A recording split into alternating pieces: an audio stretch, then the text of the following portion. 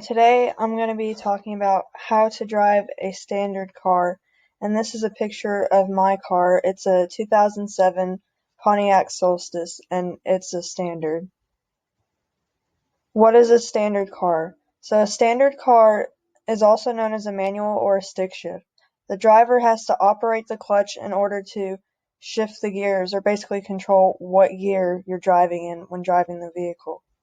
And from left to right in the image, you have the clutch pedal, the brake pedal, and the accelerator. The basics of a manual are important to know because there are some differences between automatics and standards in regards to how you drive it and some of the safety procedures you would normally take. So here's the gears.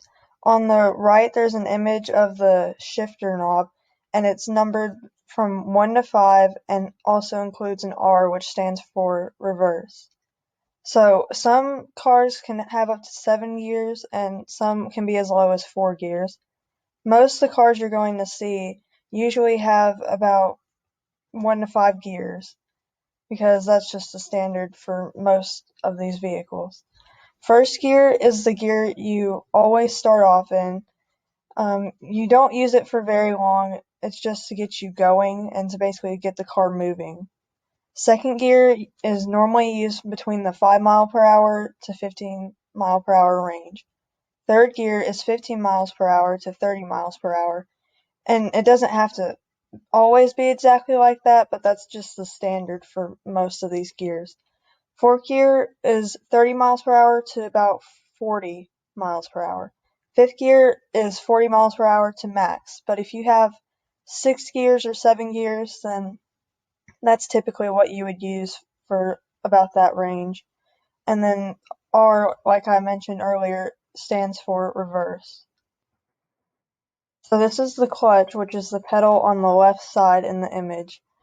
The clutch transfers the rotational power from the engine to the wheels, and you use it to start the car, you use it for shifting gears, and you use it for stopping or braking.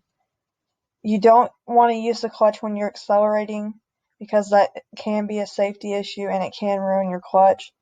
And that's called burning the clutch, which is basically where you wear down the clutch and ride the clutch too much when you're driving.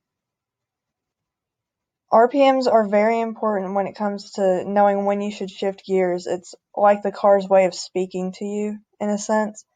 So when you shift gears, you want it to be at about 3,000 RPMs, and when you downshift, you want it to be at about 1,000 RPMs, and those are labeled as a 3 or a 1 on your RPMs meter.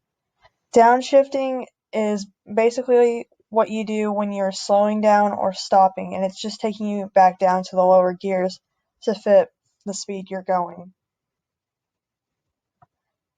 There's a few safety differences between an automatic and a standard.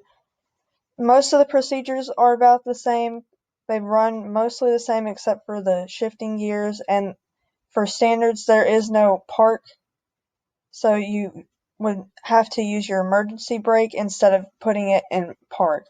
So how to stop, you would press on the clutch and the brake and slow down.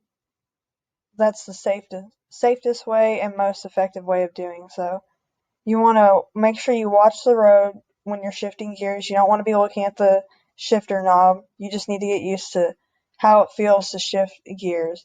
You don't want to kill the car because basically that means you're not powering it up enough in RPMs and it will turn itself off and you'd have to restart, and that can be dangerous, especially if you're on an incline of some sort. When you start on hills, you want to make sure you use more acceleration to boost the RPMs because that is when you're most likely to kill the car.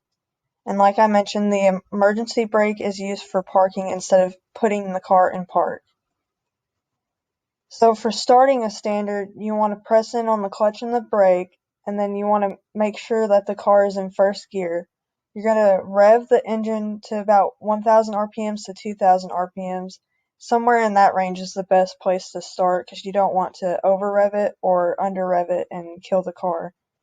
When you're proceeding to move forward, you want to slowly release the clutch but not release it to the point that you're just burning it up by revving the engine at the same time. If the car is killed and it turns itself off, then you just restart the process all over again. To stop, you press on the clutch and the brake, and you can downshift your way to first gear, or in some cases, you could just clutch and brake and then put the car in neutral and roll to a clean stop. When you want to hold the clutch and brake until you're ready to accelerate again. So if you're stopping but you're planning on starting again, you want to hold it in so you don't kill the car or it doesn't take off if you let off on the clutch.